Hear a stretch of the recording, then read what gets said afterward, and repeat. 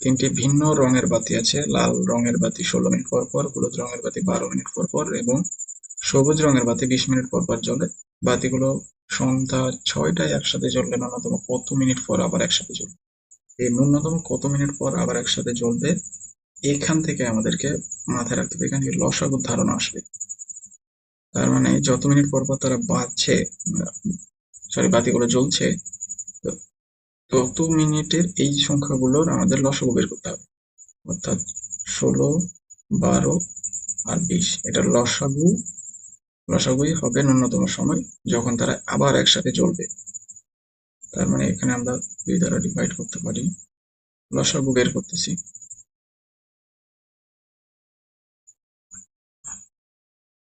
যদি আমরা গুণ করি সবগুলোকে, তাহলে এখান থেকে পাচ্ছি 4, এখানে 12, এখানে 5। এটাকে যদি গুণ করি 4 12 48, 48 গুণিত 5, এখান থেকে আমরা পাই 240। মানে 6টা বাজার 240 মিনিট পর আবার একসাথে জ্বলবে। তো 240 মিনিটকে যদি আমরা 60 দ্বারা ভাগ করি তাহলে 4 ঘন্টা পাই। তার মানে এটা এত মিনিট, এই মিনিটটাকে ঘন্টাতে নিয়ে গেলে 4 ঘন্টা হয়। অর্থাৎ এই 6টা বাজলে একসাথে জ্বলবে এবং এরপরে আবার 10টা বাজবে, 6 প্লাস 4 মানে 10টা বাজার সময় আবার একসাথে জ্বলবে। বলছে পরের প্রশ্নে, একটি বৃত্তের দুটি সমান জ্যা এর কেন্দ্র হতে একটি দূরত্ব 5 সেন্টিমিটার হলে কেন্দ্র হতে অপর জ্যায়ের দূরত্ব কত? আমরা একটা বৃত্ত অঙ্কন করি এখানে। এটা হচ্ছে বৃত্ত, এর দুইটা সমান জ্যা ধরে নিলাম আমি। এটা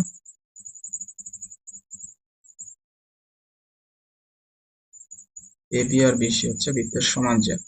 তো কেন্দ্র থেকে একটার দূরত্ব বলতে এখানে লম্ব দূরত্ব, এটা হচ্ছে 5। তাহলে অন্যটার দূরত্ব কত? এটা হচ্ছে, এটাও 5 হবে, এখান থেকেও দূরত্ব 5 হবে, মানে অপর জ্যায়ের দূরত্ব 5 সেন্টিমিটারই হবে। কেননা বৃত্তের সমান জ্যা সমান দূরত্বে থাকে কেন্দ্র থেকে, এই কারণে এখানেও 5 অ্যান্সার হবে। পরের প্রশ্নে সূত্রের সাহায্যে 105-এর বর্গ নির্ণয় করতে বলছে। 105, তাহলে 100 প্লাস 5 এভাবে লিখতে পারি। তার মানে এটাকে আমরা এ ধরবো, 100 কে এ আর 5 কে বি, তাহলে এ square plus 2 A B square. 100 উপর স্কোয়ার করলে এখানে পাবো আমরা 10,000, এখানে পাচ্ছি 1,000, আর এখানে পাবো 25। তার মানে 10,000, 1,000, 11,000, তার মানে 11,025 পাবো। এটাই হচ্ছে সূত্রের সাহায্যে 105-এর বর্গ। পরবর্তী প্রশ্নে যাই।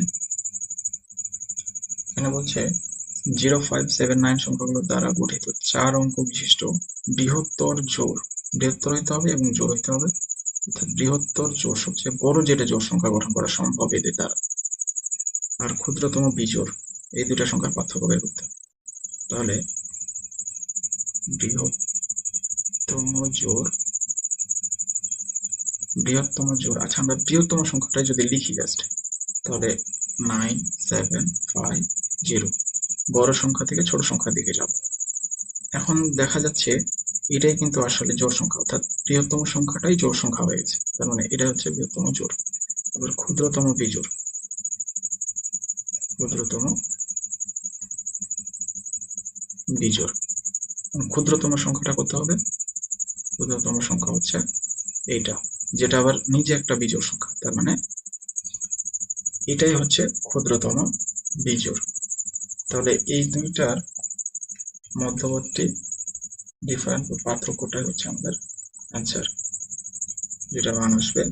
যদি আমরা পার্থক্যটা বের করি, 9750 মাইনাস 5079, এটা করলে পাবো 4671।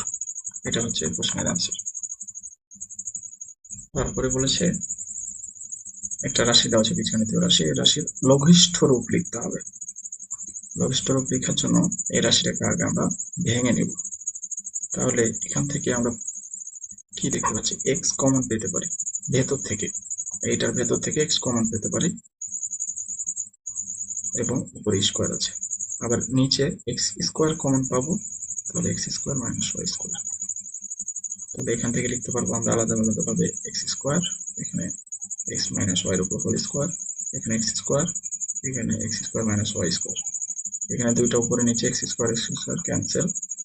উপরে যদি আমরা এক্স মাইনাস ওয়াই কে দুইবার লিখি তাহলে X minus Y whole square হয়ে গেল। আর নিচে সূত্রের সাহায্যে A plus B minus B এর সূত্র করতে হবে, তাহলে দুইটা কেটে যাবে এবং এখানে উপরে থাকছে এক্স মাইনাস ওয়াই, নিচে থাকছে এক্স প্লাস ওয়াই। এটাই হচ্ছে উক্ত রাশির লঘিষ্ঠ রূপ।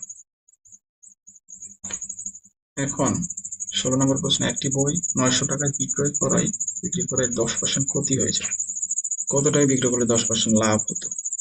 আমি ধরলাম যে ক্রয় মূল্যটা হচ্ছে এক্স, ক্রয় মূল্যের 900 টাকা বিক্রি করে 10% ক্ষতি হয়েছে, তো ক্রয় মূল্যেরই ক্ষতি হয়েছে, তার মানে এটার 10% ক্ষতি হয়ে গেছে। 10% মানে এটা হচ্ছে ক্ষতির পরিমাণ। তাহলে এক্স মাইনাস 10x বাই এটা সমান হচ্ছে 900।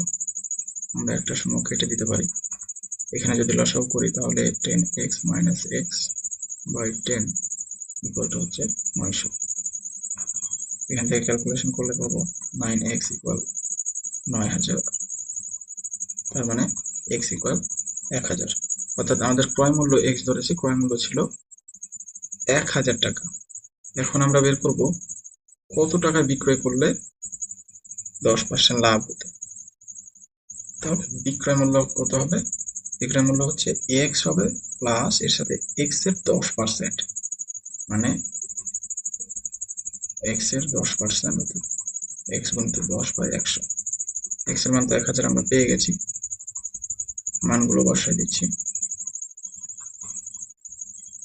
দুইটা শূন্য কাটাই দিতে পারি, তাহলে এখানে হচ্ছে 1000 আর ওইখানে 10 10 100, তার মানে 1100 টাকায় বিক্রি করলে আমাদের 10% লাভ হবে।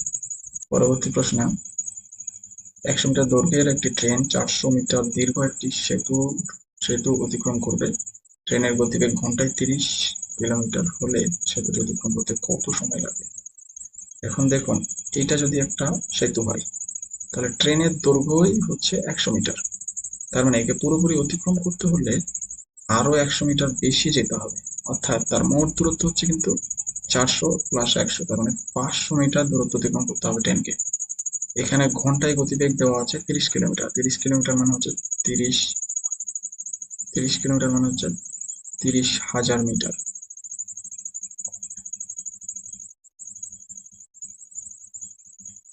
তাহলে 30,000 মিটার যায় 1 ঘন্টায়, যায় 1 ঘন্টা বা 60 মিনিটে।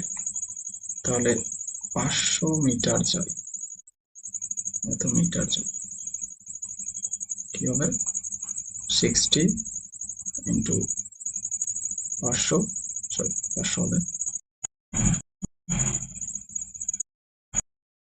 নিচে হবে 30,000। তার মানে দুইটা শূন্য কাটাই দিতে পারি, আরো একটা শূন্য কেটে যায়, তাহলে 4 5 6 30, নিচেও 30, অর্থাৎ 1 মিনিট সময় লাগবে তাকে, 1 মিনিট সময় লাগবে। পরবর্তী প্রশ্ন বলছে এ বি সমান, কোন দুইটা এ বি কোন দুইটা সমান, তাহলে মান বের করতে হবে আমাদের। এখানে আমরা চিত্র থেকে মানগুলো বের করে নেব। আমরা জানি পুরো কোণটা হচ্ছে 180 ডিগ্রি, তো এইটুক যদি 140 ডিগ্রি হয়ে যায় তার মানে বাকিটুকু অবশ্যই 40 ডিগ্রি। তাহলে তিন কোণের পরিমাপ কিন্তু আমরা জানি যে ত্রিভুজের তিন কোণের পরিমাপ হচ্ছে 180 ডিগ্রি, 180। এ বি সমান, তার মানে এখানে আমি 2a লিখতে পারি, 40 ওই পাশে গেলে পাবো 140, তার মানে এখান থেকে আমরা কোণ এ সমান পাচ্ছি 70, যা কোণ বি এরও মান, অর্থাৎ এ আর বি দুইটা কোণের মানে হচ্ছে 70 ডিগ্রি।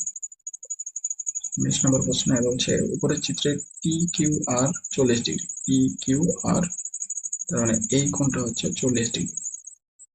আবার বলছে এল আর এন, এল আর এন এটা হচ্ছে 90 degree. P Q R M R, P Q R M R এই দুইটা লাইন হচ্ছে পরস্পর সমান্তরাল। এভাবে দুইটা খাড়া দাগ দিয়ে বোঝায়, এটা দ্বারা বোঝায় সমান্তরাল।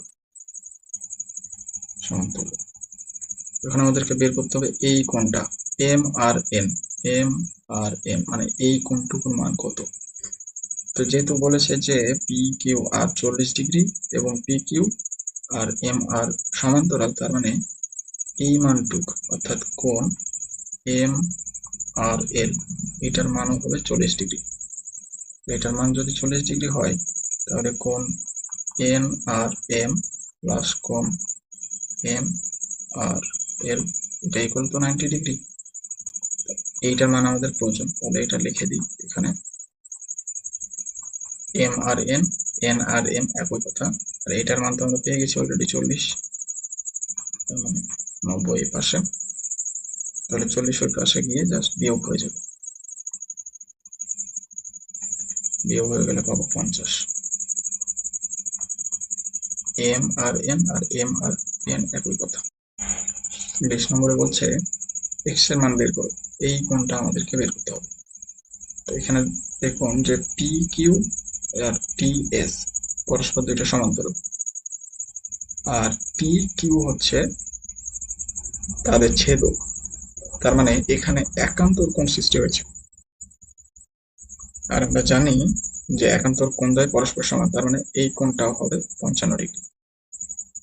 এখন আমরা টি আর এস এই ত্রিভুজের ক্ষেত্রে আমরা জানি যে একটা ত্রিভুজের তিন কোণের সমষ্টি হচ্ছে 180 ডিগ্রি, তার মানে কোণ x plus 55 plus 60 equal to 180।